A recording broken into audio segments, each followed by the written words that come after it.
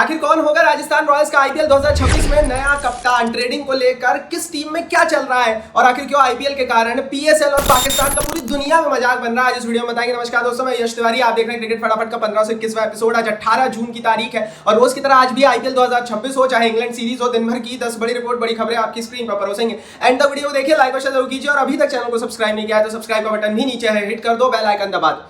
चलिए दोस्तों, शुरुआत कर लेते हैं इस वीडियो की आज दिन भर की पहली बड़ी रिपोर्ट के साथ। तो ये खबर चेन्नई के हवाले से निकल कर आ रही है और खबर अच्छी नहीं है। रिपोर्ट्स है चेन्नई सुपर किंग्स के सोर्सेस ये बता रहे हैं कि मिड आईपीएल से ही चेन्नई के मैनेजमेंट का कोई भी टच ऋतुराज गायकवाड़ के साथ नहीं हुआ है। रिपोर्ट यह है कि चेन्नई का टॉप मैनेजमेंट अपने ही कप्तान ऋतुराज गायकवाड़ के टच में नहीं है और ये बहुत बड़े संकेत देता है next year Chennai super Kings की टीम को लेकर। अगर ये खबर सच है, इसका मतलब ये क्लियर है कि चेन्नई की टीम अगले साल अपने एक नए कप्तान के बारे में सोच रही है। आपको बता दूं दोस्तों कि मिड आईपीएल में फर्जी इंजरी बनाकर जो है गायकवाड़ को बाहर किया गया था। कहा जा रहा था कि ना फ्रैक्चर है, लेकिन ये उसी दिन बढ़िया जो है क्रिकेट खेल रहे थे, प्रैक्टिस कर रहे थे और क्योंकि चेन्नई लगातार हार रही थी, ठीकरा किस पर कैसे फोड़ा जाए, ये सारी चीजें सामने थी। धोनी को एकदम से क्राइसिस मैनेजमेंट करने के लिए कप्तान बनाया गया था चेन्नई के मैनेजमेंट के द्वारा, लेकिन अब रिपोर्ट जो है वो क्लियर कट कर दी है कि गायकवाड़ से शायद अब चेन्नई आगे नहीं बढ़ना चाहती। तो अगले साल क्या हमें चेन्नई का नया कप्तान मिलेगा? वो कौन होगा? क्या सैमसन होंगे? क्या ट्रेडिंग होने वाली है? क्या अंदर खाने? सब कुछ तय है। इस पर आने वाली वीडियोस में और डिटेल में बात करेंगे। अगर रातों रात ट्रेडिंग हो जाती है ना तो हमारे टेलीग्राम पेज पर सबसे पहले डलेगी। टेलीग्राम की लिंक नीचे डिस्क्रिप्शन बॉक्स में, फटाफट जाइए, टेलीग्राम परिवार का समझ जाइए।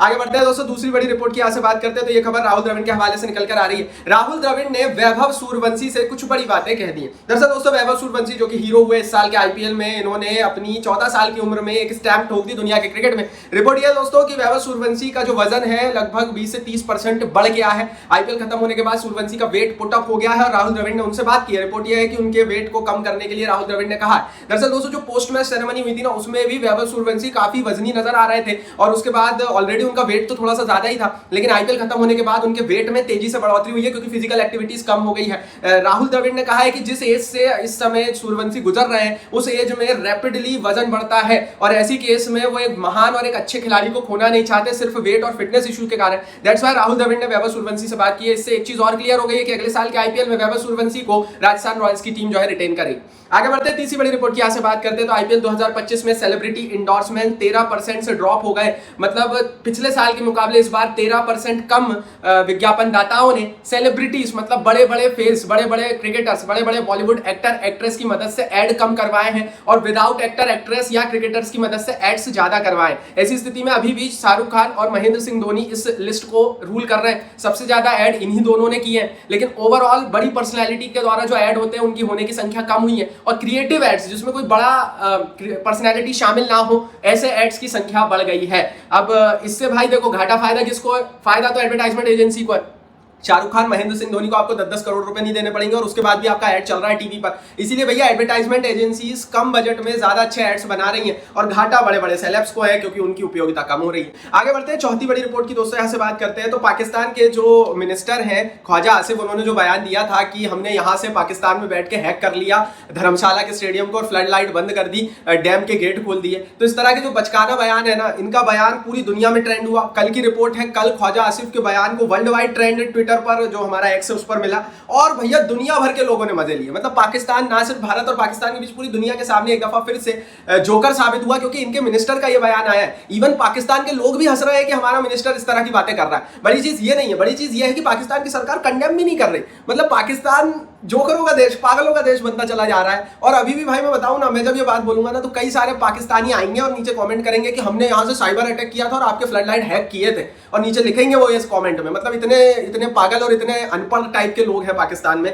तो यार मैं तो यही बोलूंगा, पाकिस्तान के लिए एक लाइव बनता है। मतलब यार ऐसा जोकर देश मैंने तो नहीं देखा। आगे बढ़ते हैं, पांचवी रिपोर्ट की यहाँ से बात करते हैं। India versus Pakistan. जी हाँ, इंडिया वर्सेस पाकिस्तान क्या होगा आईसीसी इवेंट्स में? जब भारत और पाकिस्तान के बीच बॉर्डर पर स्थिति बहुत ज्यादा बुरी हो गई थी, तब इस बारे में ऑलरेडी क्लियर था कि शायद अब भारत और पाकिस्तान एक दूसरे के सामने आईसीसी इवेंट में भी नहीं खेलेंगे। लेकिन रिसेंटली हमने देखा कि ओडीआई वुमेन्स वर्ल्ड कप का शेड्यूल आया, भारत और पाकिस्तान के बीच मैच होगा 5 अक्टूबर को। अब बड़ी रिपोर्ट ये नहीं है, बड़ी रिपोर्ट ये है कि इंडिया वर्सेस पाकिस्तान हमें टी20 वर्ल्ड कप में भी देखने को मिलेगा। अगले साल भारत और श्रीलंका की जमीन पर टी20 वर्ल्ड कप होना है। ऐसी स्थिति में भारत और पाकिस्तान वहां पर भी सेम ग्रुप में रहने वाले हैं। रिपोर्ट आईसीसी के सोर्सेस से है कि दोनों को सेम ग्रुप में ही रखा जाएगा और दोनों के मैच होने वाले हैं। दरअसल दोस्तों, ये जो आईसीसी इवेंट है ये सक्सेसफुल नहीं हो सकते इंडिया वर्सेस पाकिस्तान के बिना। अच्छा, दुनिया की क्रिकेट भी चलानी है, पैसे से दुनिया की क्रिकेट चलेगी, आईसीसी भी पैसे से चलेगा। और अगर आप इंडिया वर्सेस पाकिस्तान नहीं करोगे तो जो एडवर्टाइजर्स है वो उतना पैसा देंगे नहीं इस इवेंट के लिए। ये इवेंट भारत करा रहा है, भारत होस्ट है इसका, और पाकिस्तान के जितने मैचेस होंगे 2026 के T20 वर्ल्ड कप में जो कि फरवरी मार्च में होगा वो श्रीलंका या बांग्लादेश में होंगे।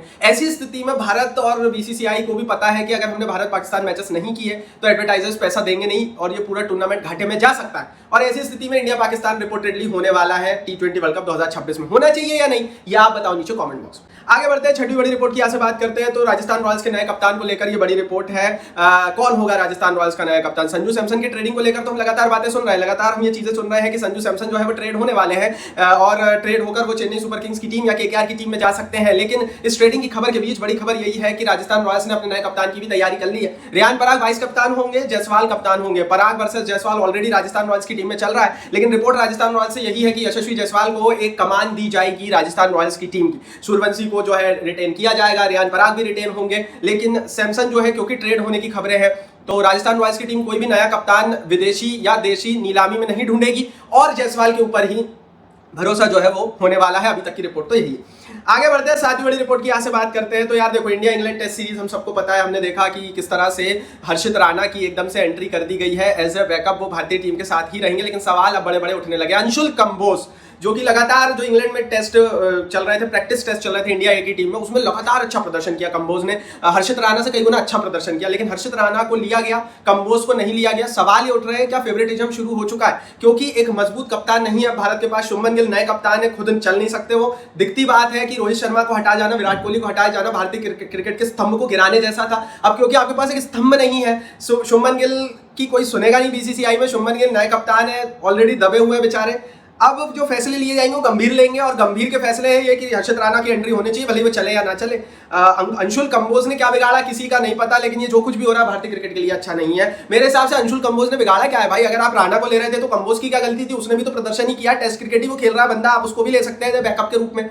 राणा ने तो परफॉर्मेंस की नहीं थी भाई, इसको जो प्रैक्टिस टेस्ट थे उसमें अगर मैं कंबोज और राणा को कंपेयर करूं तो ऐसी स्थिति में ये तो सही नहीं हुआ है। आगे बढ़ते हैं भाई, आठवीं बड़ी रिपोर्ट की बात करते हैं। गलत तो हमारे सरफराज खान के साथ भी हुआ है। हमने देखा कि ऑस्ट्रेलिया के खिलाफ टेस्ट सीरीज में लगातार बाहर बिठाया गया, उससे पहले जो सीरीज हुई थी भारत की उसमें उनका प्रदर्शन अच्छा था। इंग्लैंड सीरीज से उनको ड्रॉप कर दिया गया। फिर हमने देखा कि किस तरह से जो प्रैक्टिस टेस्ट मैच चल रहे थे इंग्लैंड के साथ उसमें भी सरफराज खान ने एक शतक लगाया। तो यार लगातार प्लेयर्स जो चल रहे हैं उनको क्यों बाहर बिठाया जा रहा है, इस पर सवाल तो उठना चाहिए। सरफराज खान को भी आप बैकअप के रूप में या टीम के साथ ट्रैवलिंग प्लेयर के रूप में शामिल कर सकते थे, अगर कोई चोटिल हुआ तो सरफराज की एंट्री हो सकती थी, लेकिन अभी तक नहीं हुई।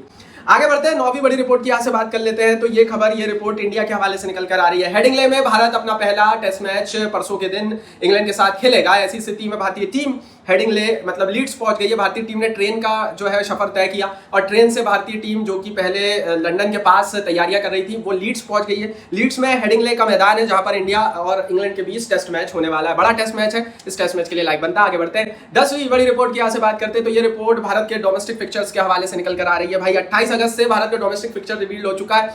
बारिश की समाप्ति 28 अगस्त तक होगी और उसके बाद ईरानी कप शुरू होगा। उसके बाद रणजी ट्रॉफी का पहला लैग होगा, फिर विजय हजारे ट्रॉफी और शहीद मुश्ताक अली ट्रॉफी पहले होगी, फिर विजय हजारे ट्रॉफी होगी। शहीद मुश्ताक अली ट्रॉफी को बीसीसीआई तैयारी कर रहा है कि आईपीएल नीलामी के तुरंत पहले खत्म कर दिया जाए ताकि नीलामी में डोमेस्टिक क्रिकेटर्स को फायदा मिले। विजय हजारे ट्रॉफी के बाद रणजी क्रिकेट का दूसरा सीजन होगा। इसी दौरान भारत में T20 वर्ल्ड कप भी शुरू होगा 2026 का। तो ये थी भाई दिन भर की 10 बड़ी रिपोर्ट। टेलीग्राम पर प्लीज ज्वाइन कीजिए, हर खबर हर रोड सबसे पहले देते हैं। टेलीग्राम की लिंक नीचे, फटाफट ज्वाइन कर लीजिए। डिस्क्रिप्शन बॉक्स में क्लिक करके इस वीडियो को लाइक और शेयर कीजिए। चैनल को अभी तक सब्सक्राइब नहीं किया तो सब्सक्राइब बटन नीचे हिट कर दो, बेल आइकन दबा दो।